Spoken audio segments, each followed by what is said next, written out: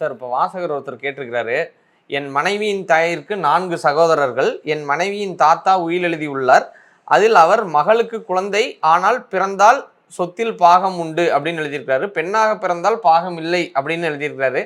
இது பூர்வீக சொத்து, என் மனைவி ஒரே பெண், இதற்கு தீர்வு உண்டா அப்படின்னு கேட்டிருக்கிறாரு சார். பொதுவாக பார்த்தீங்கன்னா பூர்வீக சொத்துனா என்ன அர்த்தம் அப்படின்னா, அவருடைய மூதாதையர், அவருடைய தகப்பனாரோ அவருடைய தாத்தாவோ அவங்க சம்பாரித்த சொத்து, அதில் இவர் உயில் எழுதுறதுக்கு உண்டான வாய்ப்பு 1% கூட கிடையாது, அது செல்லாது. நம்பர் 1.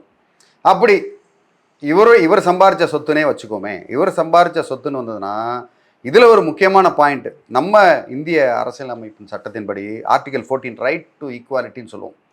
எல்லாருக்கும் சமமாக தான் பண்ண முடியும். இவர் ஆண் பால் பெண் பால் அப்படின்ற டிஸ்கிரிமினேஷன், அந்த மாதிரி டிஸ்கிரிமினேஷன் வச்சு அப்படி உயில் எழுதவே முடியாது. இவர் சொத்தாக இருந்தாலும், இவர் சம்பாரித்த சொத்தாக இருந்தாலும் ஓகே. இதில் ஆர்டிகல் 15 ப்ரொஹிபிஷன் ஆஃப் டிஸ்கிரிமினேஷனில் வந்துடும். அப்படி நம்ம இவர் எழுதும் பட்சத்தில் அந்த உயிலே செல்லாது. அது செல்லாதுன்னு பல தீர்ப்புகள் இருக்குது.